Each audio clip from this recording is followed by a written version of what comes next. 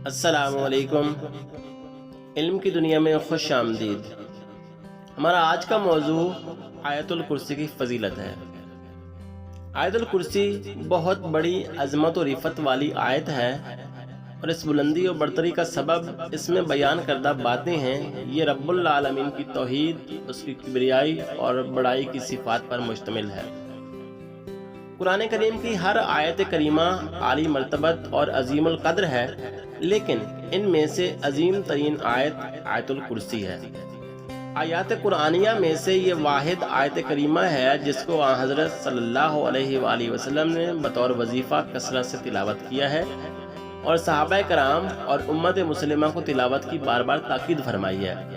مثلاً 5 نمازوں کے بعد، رات کو سوتے وقت، اور اپنی مادی چیزوں کو جنوں انس سے محفوظ رکھنے کے لیے خصوصی طور پر تلاوت کی تعلیم فرمائی ہے۔ اس لیے ہر مسلمان کو چاہیے کہ وہ اس کو بطور وظیفہ اپنانے کی مقدور بھر کوشش کریں اور اس آیت کے فیوز و برکات سمیٹنے کا اہتمام کریں۔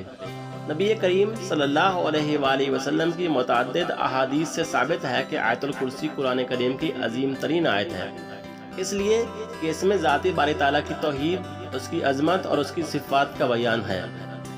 حضرت ابی ابن کعب بیان کرتے ہیں کہ رسول خدا صلی اللہ علیہ وآلہ وسلم نے فرمایا کہ آیت الکرسی قرآن کریم کی عظیم ترین آیت ہے، اور حضرت انس بن مالک سے روایت ہے کہ رسول اللہ نے فرمایا کہ آیت الکرسی 1/4 قرآن ہے۔